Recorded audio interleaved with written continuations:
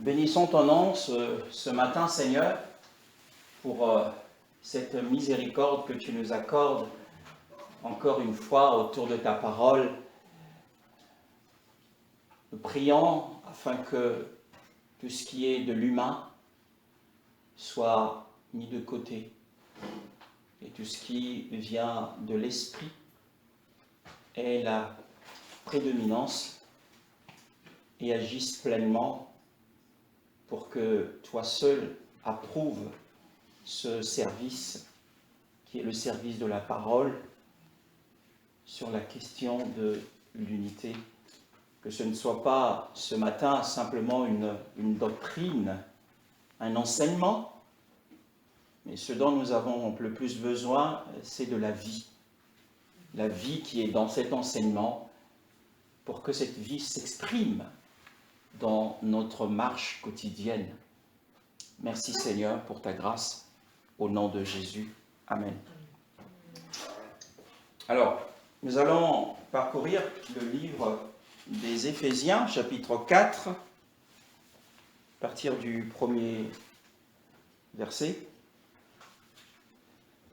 Éphésiens, chapitre 4, à partir du premier verset. Si quelqu'un est à la page, pourra faire la lecture du premier verset jusqu'au verset 6. Éphésiens, chapitre 4, versets 1 à 6.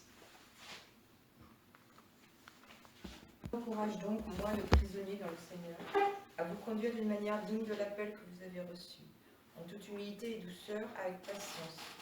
Supportez-vous les uns les autres dans l'amour. Efforcez-vous de conserver l'unité de l'esprit par le lien de la paix. Il y a un seul corps et un seul esprit, de même que vous avez été appelés à une seule espérance par votre vocation. Il y a un seul Seigneur, une seule foi, un seul baptême, un seul Dieu et Père de tous. Il est au-dessus de tous, agit à travers tous et habite en nous tous. Amen. Oui, donc nous avons abordé les semaines précédentes la question de l'unité sur le texte de base qui était le psaume 133, qui nous dit, chanté par David, qu'il est beau, qu'il est bon et qu'il est agréable pour des frères de demeurer ensemble. C'est comme l'huile précieuse qui descend de la tête d'Aaron et sur ses vêtements. C'est comme la rosée de l'Hermon qui descend également, et c'est là que Yahweh accorde sa bénédiction, et la bénédiction, la vie pour l'éternité. Et nous abordons donc encore une fois Éphésiens 4 que nous avons commencé le dimanche dernier avec la sœur Dani et sa famille. Alors, nous avons dit, je vous prie donc, moi le prisonnier dans le Seigneur, à marcher d'une manière digne de l'appel à laquelle vous avez été appelés. Et nous avons mis l'accent effectivement sur la question de l'expression « le prisonnier dans le Seigneur ». Le chapitre précédent, l'apôtre Paul dit par contre « moi le prisonnier du Seigneur ». Et ici il dit « moi le prisonnier dans le Seigneur ». Donc nous avons essayé d'établir la différence entre ces deux expressions et comprendre que la dernière expression, prisonnier dans le Seigneur, est beaucoup plus profonde qu'être prisonnier du Seigneur. Un prisonnier du Seigneur n'est pas forcément appelé à être un prisonnier dans le Seigneur. Nous sommes tous des captifs de l'espérance. Christ nous a rachetés, a fait de nous ses prisonniers. Mais cela ne définit pas que chaque destinée conduira les hommes dans une prison. Alléluia.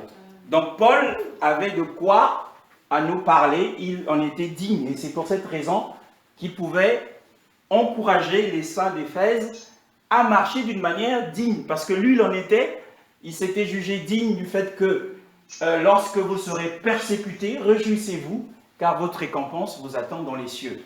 Déjà, il s'est retrouvé en prison avec Silas, frappé de coups, et la gloire de Dieu s'était manifestée. Nous avons également parlé de ce que c'est que l'appel de Dieu, toujours dans le cadre de l'unité. Nous avons évoqué la liste des bénédictions que Dieu a données dans Éphésiens au chapitre 1. Nous avons une liste de bénédictions. La Bible dit que nous avons été bénis de toutes sortes de bénédictions spirituelles dans les lieux célestes. Bon, la question aujourd'hui, c'est que la plupart des doctrines essaient d'extrapoler sur les bénédictions dont nous avons été bénis dans les lieux célestes. Quand quelqu'un a un bien terrestre et il dit, voilà, nous avons été bénis de toutes sortes de bénédictions spirituelles dans les lieux célestes. Mais ça n'a absolument rien à voir parce que Éphésiens 1, lorsque l'apôtre Paul parle des bénédictions dont nous sommes bénis dans les lieux célestes, il les énumère dans les versets qui suivent. Donc tout le chapitre 1 parle de toutes les bénédictions dont nous sommes bénis. Parle de la prédestination, parle du choix de Dieu, parle du sang rédempteur, parle du scellement du Saint-Esprit, parle de l'engagement du Saint-Esprit. Ce sont les véritables bénédictions auxquelles nous avons été appelés. Alléluia. Et nous devons marcher d'une manière digne par rapport à ces bénédictions. Avec la mentalité d'être des hommes choisis, la mentalité d'être des fils adoptés. Nous sommes les fils et les filles adoptifs de Dieu et héritiers de Dieu. Nous devons déjà sur terre commencer à marcher comme des héritiers, puisque dans le monde à venir, nous allons hériter de beaucoup de choses. Alléluia. Amen. Amen. Et le verset 2 nous dit, « Avec toute humilité et douceur, avec patience, vous supportant les uns les autres dans l'amour. » Nous avons souligné que le verset 2, lorsque nous regardons à notre humanité naturelle, nous avons du mal à retrouver ces vertus. Attention, Rebecca. Nous avons du mal à retrouver ces vertus. Parce que l'homme naturel, dans son humanité, quoique on peut retrouver sur Terre des hommes qui ont ces qualités, sont humbles, naturellement doux, mais quand vient le temps de l'épreuve, cette douceur devient un échec. Cette humilité devient un échec. Quand l'épreuve surgit, quand on passe par le feu de l'épreuve, une personne douce naturellement se transforme en lion. C'est comme ça. Ça, c'est sur le plan naturel. Alléluia. Alors, maintenant, nous avons recherché la solution à ce problème selon l'exhortation de l'apôtre Paul. Et nous savons que notre Seigneur a dit, « Venez à moi, vous tous qui êtes chargés et fatigués, je vous donnerai du repos, car je suis doux et humble de cœur. » Là, je paraphrase, je ne donne pas tous les mots. Il est doux et humble de cœur. Et donc, il n'y a que l'humanité de Jésus qui possède la vertu d'humilité, de douceur et de patience. Et que devons-nous faire? Eh bien, Jésus étant sur terre, nous ne pouvions pas posséder cette humanité. Il a fallu qu'il passe par la croix et qu'il ressuscite d'entre les morts pour que son humanité devienne notre héritage. Alléluia. Et donc, c'est dans l'humanité transformée, dans l'humanité du Christ, dans sa résurrection, que nous retrouvons l'humilité, la douceur et la patience. Et maintenant, nous devons adorer Dieu et dire, Seigneur, ton humanité est mon héritage, j'ai du mal à être humble, j'ai du mal à être doux, j'ai du mal à supporter les autres, je les rejette plus souvent. Eh bien, ton humanité est mon héritage. Aujourd'hui, ton humanité est mon héritage. Je vais marcher dans l'humilité, dans la douceur. Christ en moi, Christ est ma vie. Alléluia. Et le verset 3 nous dit, vous efforçant de garder l'unité de l'esprit. Nous avons parlé de l'unité de l'esprit. Nous avons dit que l'unité égale esprit. Parce que la véritable unité, c'est l'esprit. Le fait que nous soyons réunis ici, parce que dans le monde, on retrouve par exemple l'Union européenne, les États-Unis et peut-être demain l'Union africaine.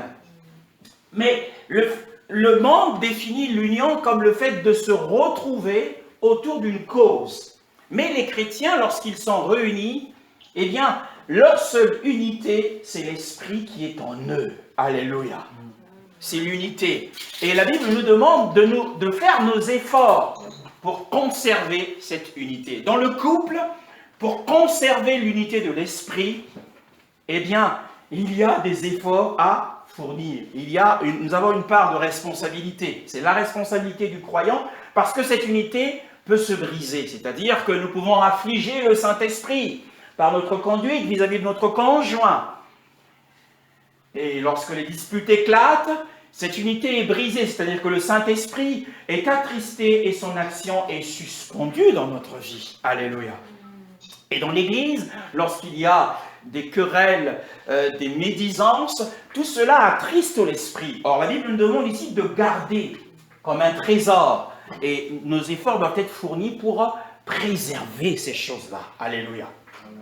Et la Bible parle du lien de la paix. Donc nous voyons que le verset 2 nous parle de notre besoin de transformation et le verset 3 nous parle le lien de la paix. C'est ce que nous allons commencer à aborder ce matin, le lien de la paix, toujours dans le livre des Éphésiens au chapitre 2, le verset 15, 14 à 15. Éphésiens chapitre 2, le verset 14 à 15.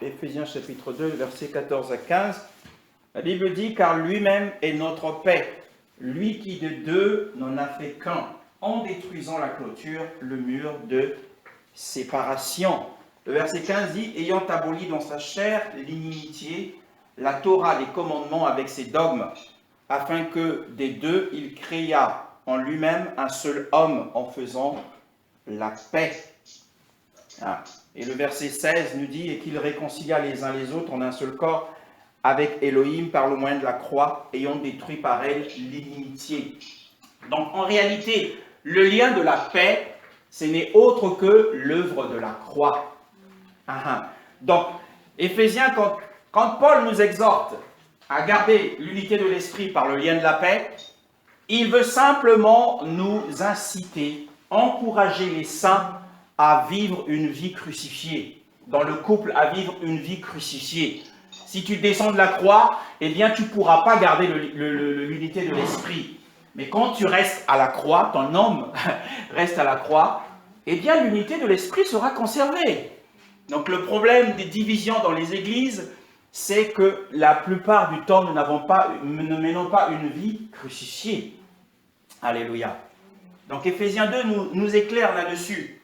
Car il est lui-même notre paix, lui qui de deux n'en a fait qu'en détruisant la clôture, le mur intermédiaire de la séparation. Nous allons parler du mur intermédiaire de la séparation. Déjà sur le plan doctrinal, qu'est-ce que c'est? Nous savons qu'avec la chute d'Adam, quand Adam est tombé dans le péché, le Seigneur était à la recherche d'un homme qui représenterait une nation. Et ayant parcouru les époques, il a trouvé un homme, et cet homme c'était Abraham. Et Abraham était la tête de la nouvelle race que Dieu avait choisie. Donc Dieu s'était choisi un peuple à travers Abraham, et à partir de là, Israël ayant été choisi, le mur de séparation a été érigé. Le mur de séparation a été érigé à partir du moment où Dieu avait choisi un peuple sur la terre, un peuple qui lui appartienne, Israël, entre les nations. Et à ce peuple, à partir d'Abraham, il leur a donné la première ordonnance dont parle Éphésiens 2 ici. La première ordonnance donc qu'il leur avait donnée, c'était l'ordonnance de la circoncision. Par Abraham, la circoncision, c'est le premier mur de séparation. Donc on parle d'une part des circoncis et de l'autre des incirconcis. Donc déjà le premier mur de séparation, c'est la circoncision. Or Dieu a donné la circoncision. La circoncision était nécessaire parce que, selon Genèse chapitre 6, le verset 1, l'homme était devenu charnel. L'homme était devenu charnel. Alors Dieu donne la circoncision pour symboliser que par la circoncision, il voulait ôter la chair, afin que l'homme marche selon l'esprit. Alléluia. Donc c'était la première colonne. La première colonne de la séparation, c'était la circoncision. Et la deuxième colonne, c'était le Shabbat. Le Shabbat que Israël devait célébrer. Et ensuite, la troisième colonne, c'était le régime alimentaire. Dieu leur avait donné des choses qu'ils devaient manger et qu'ils ne devaient pas manger.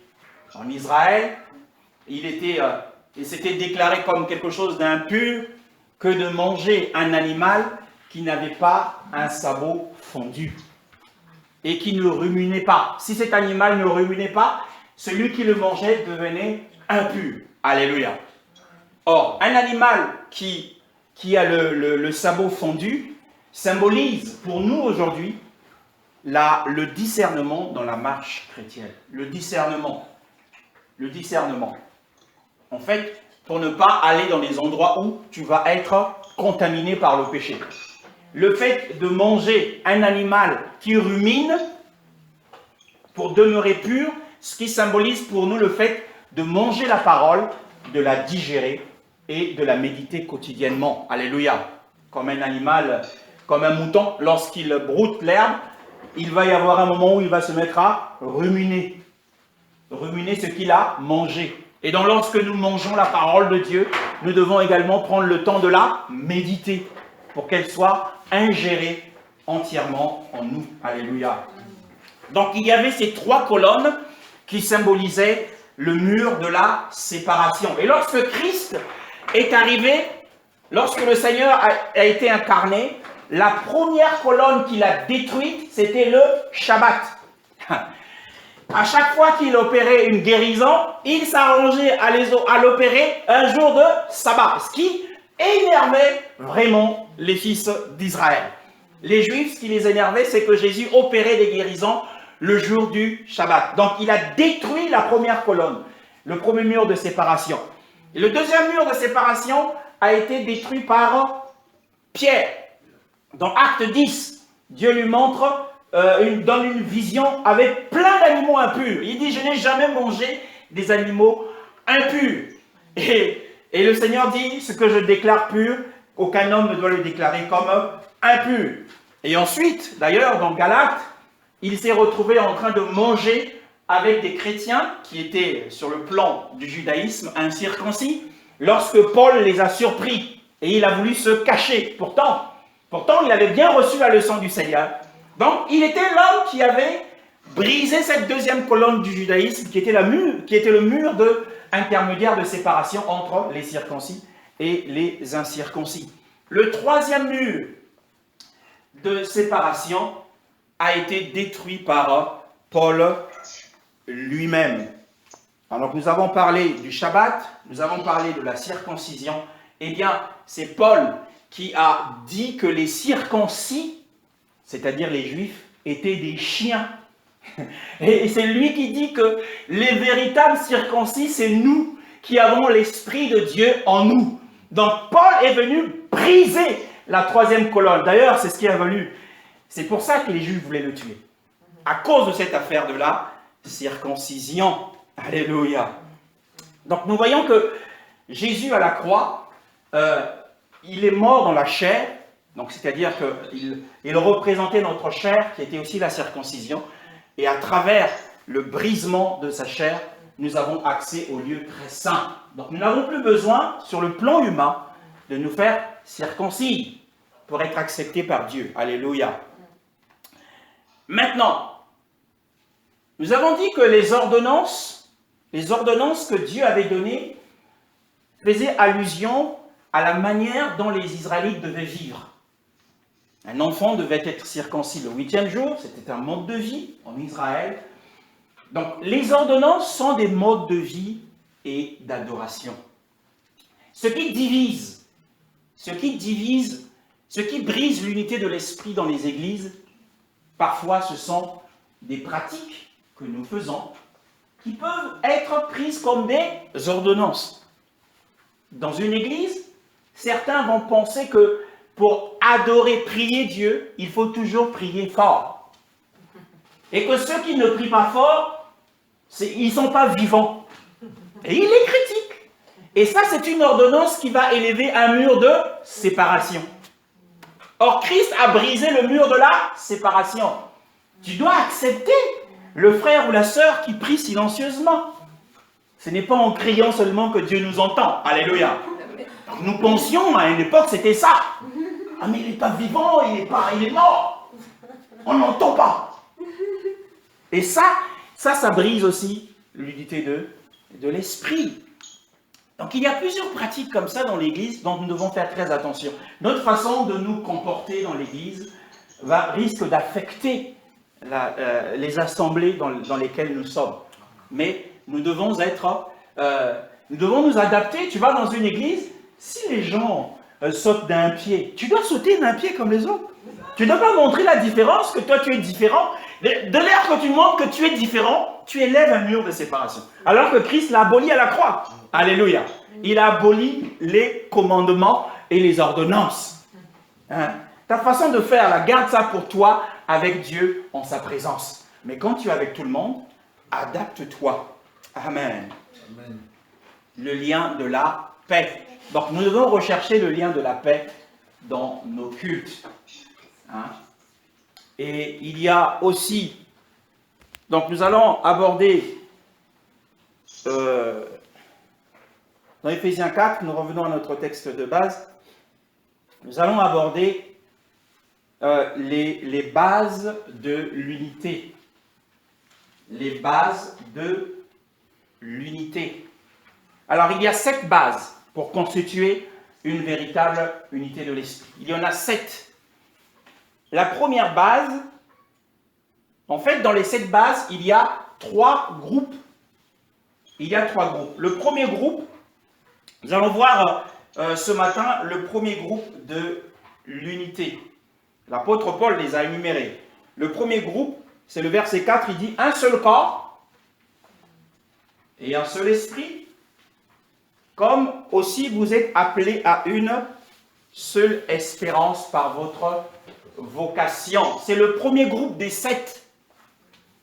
Pour bâtir une église qui fonctionne dans l'unité, nous avons besoin, premièrement, alors on va essayer de comprendre pourquoi Paul associe le corps à l'esprit et l'esprit à l'espérance. Parce qu'on voit même dans la façon de présenter le dossier d'Éphésiens 4, il y a une séparation entre le corps, l'esprit et l'espérance, et il y a une séparation entre Seigneur, foi et baptême, une séparation entre Elohim, Père de tous, qui est au-dessus de tous, parmi tous et en vous tous. Donc nous verrons ça aux prochaines réunions, Dieu voulant, à moins que le Seigneur revienne demain. Un seul corps et un seul esprit. Alors nous savons que, d'une part, l'Église, ceux qui sont appelés à sortir du monde, forment une Église. Nous formons une Église dès lors que nous sortons du monde, appelés hors d'eux. Alors, une Église peut être divisée. On peut sortir d'une Église. Sortez du milieu d'eux, mon peuple. On peut sortir d'une Église. Il n'y a pas de problème. C'est le niveau le plus bas. Il peut y avoir une division dans une Église. Mais le niveau qui va être plus élevé que le niveau de l'Église, c'est le niveau de la famille de Dieu. Quand une Église passe du niveau d'Église au niveau de la famille de Dieu, cette Église a fait un progrès. Parce que dans la famille, nous avons tous des familles. Nous savons comment ça se passe dans une famille qui vit dans une seule maison. Il y a un père, une mère, des fils, des filles, des frères et des sœurs. Donc déjà là, le lien entre les membres devient déjà assez profond. Un fils peut décider de partir, mais le père ne peut pas réunir son fils. Quoi qu'il en soit, qu'il dise « je ne veux plus de ce fils », mais naturellement, ce fils demeurera le fils de son père. Alléluia. Même s'il y a des disputes entre les frères et sœurs, mais finalement, ils finiront par se réunir. Donc le lien est déjà plus intime par rapport à l'Église. Mais il y a un lien beaucoup plus profond, c'est le lien du corps. Quand une Église passe du niveau d'Église au niveau de la famille, cette Église a fait des progrès. Mais quand une Église passe du niveau de la famille au niveau du corps, waouh! Cette Église est très haut élevée. Parce qu'un corps, lorsque je prends, ma tête me dit, va par là, tous les membres suivent. Tous les membres de mon corps suivent. Donc le lien dans le corps devient encore beaucoup plus profond que le lien de la famille. Parce qu'au niveau du corps, tous les membres du corps sont coordonnés. Et c'est à ce niveau-là que le Seigneur nous appelle à devenir un corps. C'est vrai qu'on dit que l'Église est le corps de Christ, mais dans la réalité, c'est difficile de vivre ça. Parce que les membres sont vraiment... on ne peut pas, à moins d'amputer la personne. Et quand tu l'amputes, le corps est malade. Quand ton doigt souffre, c'est tout le corps qui souffre. Il faut qu'on arrive à ce niveau-là. Au niveau du corps, un corps local. Et quand Christ voit dans les cieux, il voit un corps local qui fonctionne comme lui, il l'entend. Le corps. Alors nous savons que Jésus, quand il était dans sa chair, le corps de Christ n'existait pas. Le corps de Christ n'existait pas. Du temps où il a marché pendant 3 ans et demi dans son ministère. Mais il a fallu qu'il passe par la mort, qu'il passe par l'ensevelissement et la résurrection pour donner naissance au corps de Christ. Ce qui signifie que lorsque nous marchons dans la chair et dans l'homme naturel, ou dans le moi, ou dans le vieil homme, nous ne faisons pas partie du corps. Parce que le corps de Christ est un corps régénéré. C'est un corps qui est né de nouveau. Donc notre conduite, lorsqu'elle est charnelle, disons-nous bien que nous ne sommes pas du corps. Pour faire partie du corps, il faut être un membre né d'en haut. Il faut marcher selon l'homme spirituel. Alléluia. Parce que tout ce qui est de l'ancienne création, c'est-à-dire le vieil homme, l'homme charnel, le moi, tout cela, Christ est mort avec et l'a enseveli. L'ancienne création. Et donc, le corps du Christ, c'est la nouvelle création. Et Paul associe le corps à l'esprit. Pourquoi? Pourquoi Paul associe le corps ici à l'esprit pour définir les bases de l'unité? Nous allons le lire dans Jacques chapitre 2, le verset 26. Connaissons tous ce passage. Jacques chapitre 2, le verset 26. Jacques chapitre 2, le verset 26.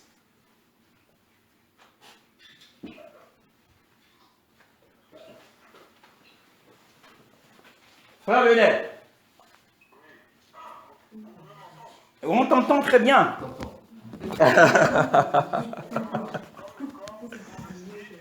Ouais. Amen. Le corps sans esprit est mort. C'est pourquoi Paul associe ici le corps à l'esprit. Le corps sans l'esprit de Dieu est un cadavre. Et beaucoup d'églises sont des cadavres. Parce que l'esprit qui anime le corps, en fait, l'esprit, c'est l'essence. C'est la partie, c'est l'être le plus profond qui anime, qui vivifie et qui opère à travers le corps. Lorsque il arrive que nous nous retrouvons sur notre lit de mort et que notre esprit s'en va, ça y est, on a affaire à un cadavre. Et c'est pourquoi Paul ici, dans son association des groupes, il associe l'esprit de Dieu au corps. Il y a un autre passage, c'est dans 1 Corinthiens. 1 Corinthiens, d'où notre besoin bien-aimé dans le Seigneur. 1 Corinthiens 12, chapitre 13, le verset 13, pardon.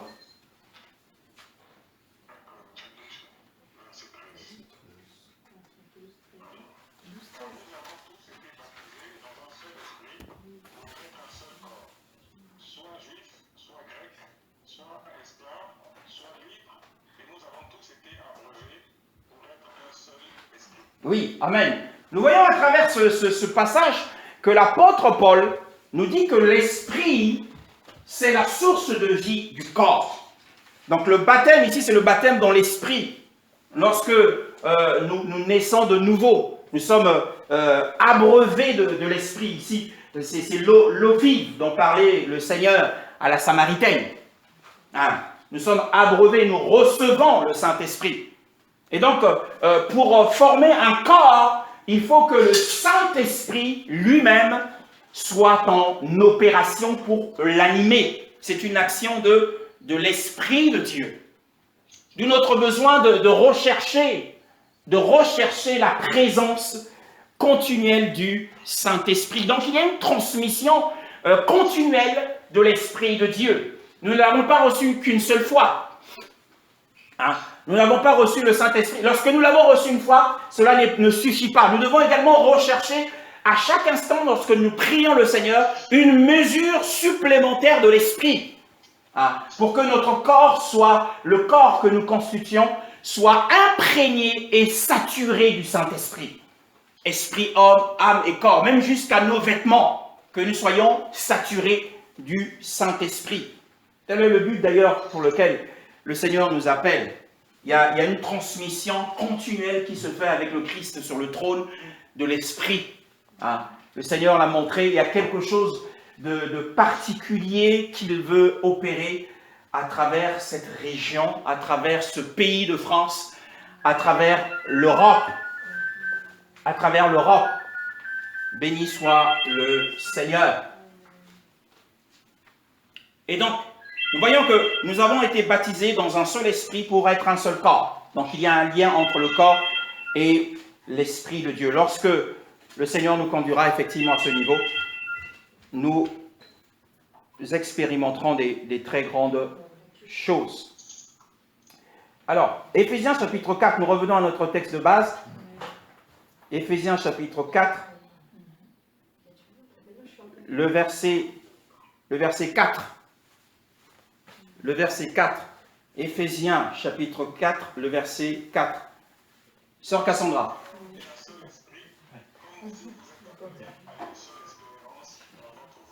Amen. Oui. Un seul corps et un seul esprit. Comme aussi vous êtes appelés à une seule espérance. L'espérance. Nous allons parler de l'espérance ce matin. L'espérance, bien-aimé. Alors, il est assez étonnant parce que nous allons voir ce qui s'est passé à l'église d'Éphèse, au chapitre 2. L'apôtre Paul va adresser une prière. Hein?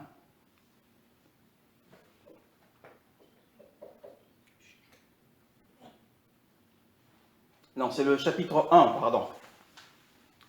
À partir du verset 16. Éphésiens chapitre 1, le verset 16. La première prière. Oui, vas-y, ma soeur. C'est le verset 16. Oui. Je ne cesse de dire toute ma reconnaissance pour vous lorsque je fais mention de vous dans mes prières. Je prie que le Dieu de notre Seigneur Jésus-Christ, le Père de gloire, vous donne un esprit de sagesse et de révélation, qui vous le fasse connaître. Je prie qu'il illumine les yeux de votre cœur pour que vous sachiez quelle est l'espérance qui s'attache à son appel, quelle est la richesse de son glorieux héritage au milieu des saints, et quelle est l'infinie grandeur de sa puissance qui se manifeste efficacité par le pouvoir de sa force envers nous qui croyons. Cette puissance, il l'a développée en Christ quand il l'a ressuscité. Il l'a fait asseoir à sa droite dans les lieux célestes, au-dessus de toute domination, de toute autorité, de toute puissance, de toute souveraineté et de tout nom qui peut être nommé, non seulement dans le monde présent, mais encore dans le monde à venir. Amen. Alors, donc la prière de l'apôtre Paul aux Éphésiens, il mentionne que dans sa prière, voyez-vous, hein, déjà le verset 16, « Je ne cesse de rendre grâce pour vous, en faisant mention de vous dans mes prières. » Eh bien, l'apôtre Paul se souvenait des bons points concernant les disciples d'Éphèse.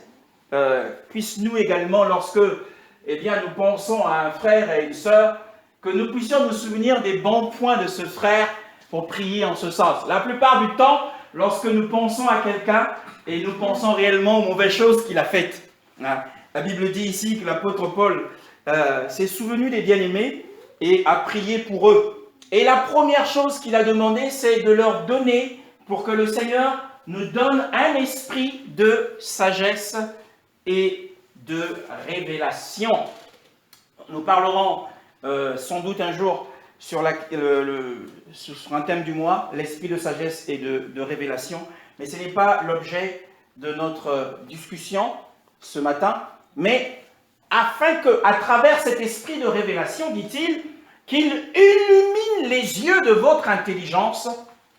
La première chose qu'il demande, c'est pour que les disciples d'Éphèse puissent savoir quelle est l'espérance de l'appel. Donc, si l'apôtre Paul fait cette prière pour les disciples d'Éphèse, eh bien, c'est que les disciples d'Éphèse, et comme pour certains chrétiens, ils ignoraient ce que c'est que l'espérance de l'appel de Dieu.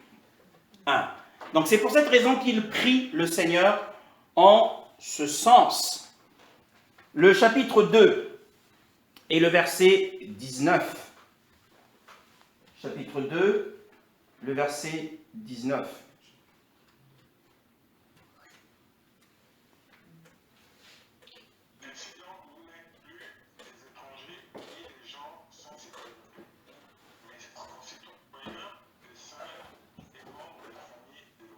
Amen. Le verset 12, pardon, c'est le verset 12 que je recherchais. Le verset 12, Éphésiens 2. Vous étiez en ce temps-là sans Maïchia, privés de citoyenneté en Israël et étrangers aux alliances de la promesse, n'ayant pas d'espérance et sans Elohim dans le monde. Amen. Donc avant que nous ne soyons sauvés, l'apôtre Paul dit que nous étions privés de droit de cité en Israël, que nous étions étrangers aux alliances que le Seigneur avait faites avec les pères, et nous n'avions pas d'espérance du tout. Et nous étions sans Dieu dans le monde. Non seulement nous étions sans Dieu, mais ensuite nous n'avions pas du tout d'espérance. Et c'est pour cette raison, c'est ce qui justifie d'ailleurs sa prière au chapitre précédent.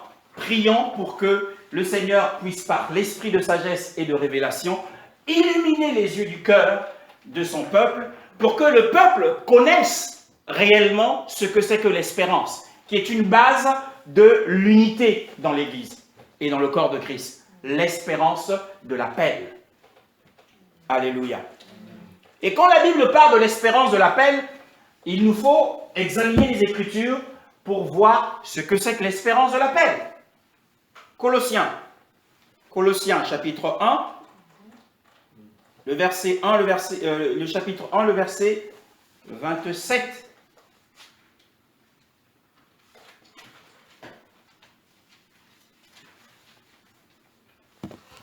Amen. Amen.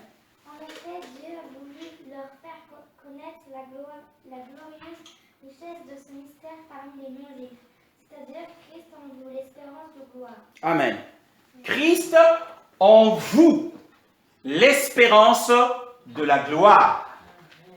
Christ en vous, l'espérance de la gloire. Donc l'espérance dont nous parlons de l'appel, c'est l'espérance de la gloire. Donc c'est un aspect de l'espérance de l'appel de Dieu, l'espérance de la gloire. Et nous allons voir ce que c'est, mais avant, nous allons reparcourir une autre écriture, c'est dans 1 Timothée, chapitre 1, le verset 1. 1 Timothée, chapitre 1, le verset 1. Sœur Cassandra. Oui, au nom du Seigneur. Amen. Paulos, apôtre de Yehoshua Mashiach, selon le mandat d'Élohim, notre Sauveur et Seigneur. Yehoshua Mashiach, notre espérance. Amen. Yehoshua Mashiach, notre espérance. Christ n'est pas seulement notre vie, car Paul dira, vivre, c'est Christ, et la mort m'est un gain. Donc, Christ n'est pas seulement notre vie, mais l'apôtre Paul dit également qu'il a été fait par Dieu pour nous, sagesse, justice, sanctification et rédemption. Donc Christ n'est pas seulement notre sagesse, il n'est pas seulement notre justice, il n'est pas seulement notre sanctification, mais il est également notre espérance. Alléluia. Amen. Donc, le premier aspect de l'espérance de l'appel, c'est Christ qui est notre seul espoir. Bien-aimé, Christ est notre seul espoir. Dans les épreuves de la vie, Christ est ton seul espoir. Ah, frère. Aïe, aïe, aïe. Quand ça chauffe là, Christ est mon seul espoir. Quand tu pleures, c'est vers lui que tu te tournes. C'est ton seul espoir. Il n'y en a pas d'autre. Il n'y en a pas d'autre. Et deuxièmement, c'est Christ, l'espérance de la gloire. De quoi parlons-nous lorsque la Bible parle de l'espérance de la gloire? Christ en vous, l'espérance de la gloire. Qu'est-ce que c'est? Romains. C'est intéressant lorsque nous voyons que pour avoir une lumière sur un passage, un autre passage viendra nous donner cette lumière. Alléluia. L'écriture est sa propre interprète. Alléluia. Romains chapitre 8, le verset 23. Quand on a du mal à comprendre un passage, eh bien, il faut que demander au Seigneur de donner un autre passage qui va nous éclairer mieux. Ou encore avoir une autre version de ce passage. Ça peut mieux nous éclairer. Alléluia. Le verset 23 jusqu'à 25. Ensuite, le verset 30. Vas-y. Et ce n'est pas elle seule qui soupire, mais nous aussi qui avons pourtant dans l'esprit en avant nous, de cet avenir. Nous soupirons en nous-mêmes en attendant l'adoption, la libération de notre corps. En effet, c'est en espérance que nous avons été sauvés. Or, l'espérance qu'on voit n'est plus de l'espérance. Ce qu'on voit, peut-on l'espérer encore? Mais si nous espérons ce que nous ne voyons pas, nous l'attendons avec persévérance. De même, l'esprit aussi nous... Non, le verset 30. Ceux qu'il a prédestinés, il les a aussi appelés. Ceux qui les a appelés, il les a aussi déclarés justes. Et ceux qui les a déclarés justes, il leur a aussi accordé de la gloire. Amen. Amen. Donc nous comprenons mieux ce que c'est que l'espérance de la gloire à travers le livre de Romains. Nous comprenons que cette espérance de la gloire n'est autre que la rédemption de notre corps. L'espérance de la gloire. Le premier aspect, à part Christ, notre espérance, l'autre aspect, le deuxième aspect de l'espérance, c'est le transfert ravissant. Bien-aimé, le transfert ravissant que nous attendons qui va se produire. Le plus grand événement que la terre va connaître, c'est ce transfert ravissant. L'espérance de la gloire. C'est Christ, ô frères, sœurs, dans le Seigneur.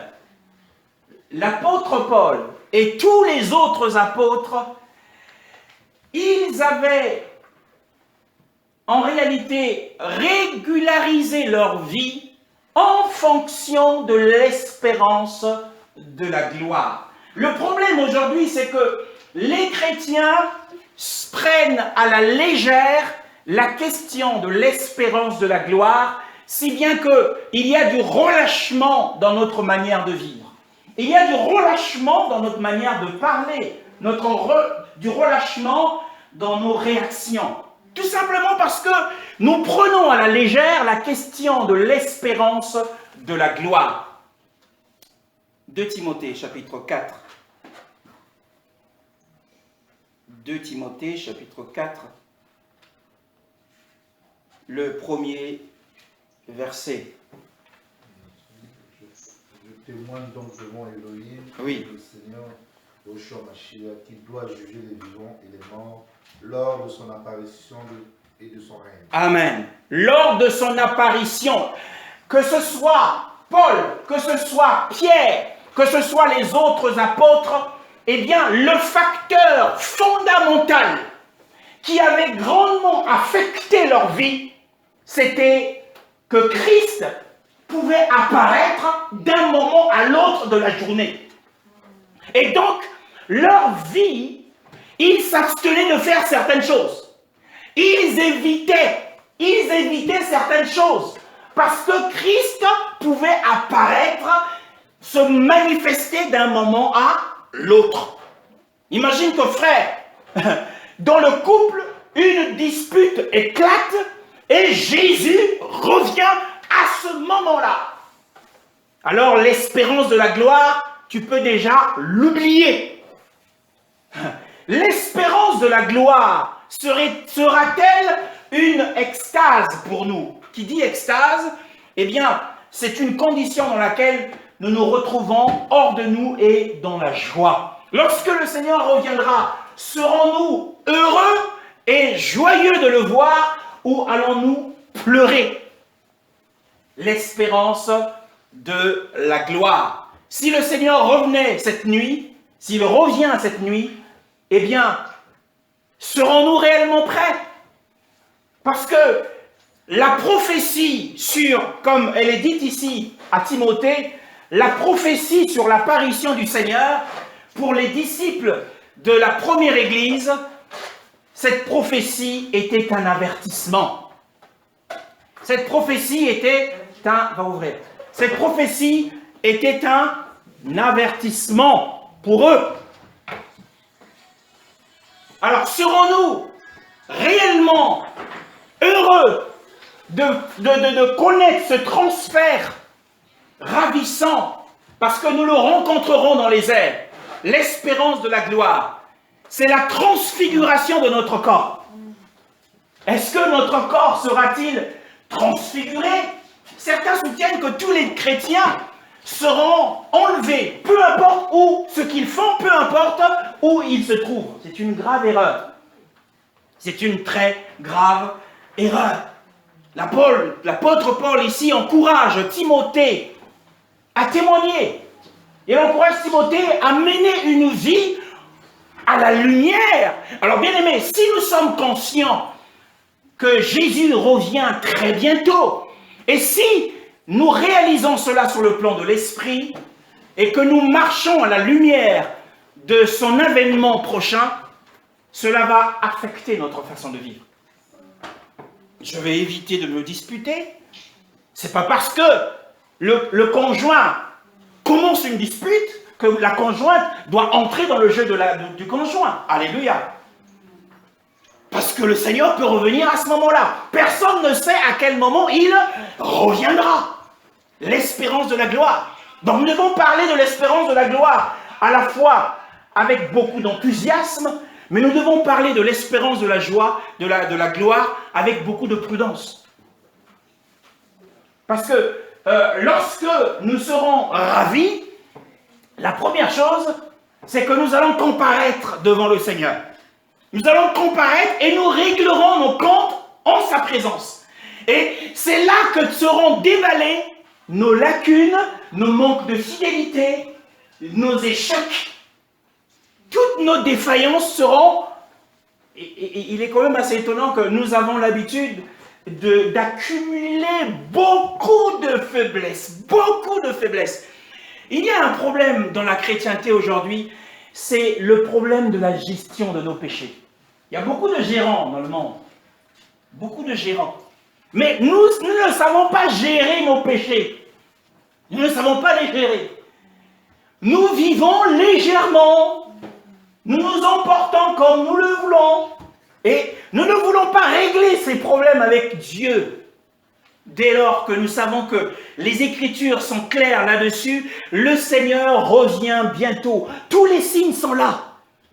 Cette espérance sera-t-elle glorieuse pour nous ou ça sera un moment de pleurs? Un moment de pleurs.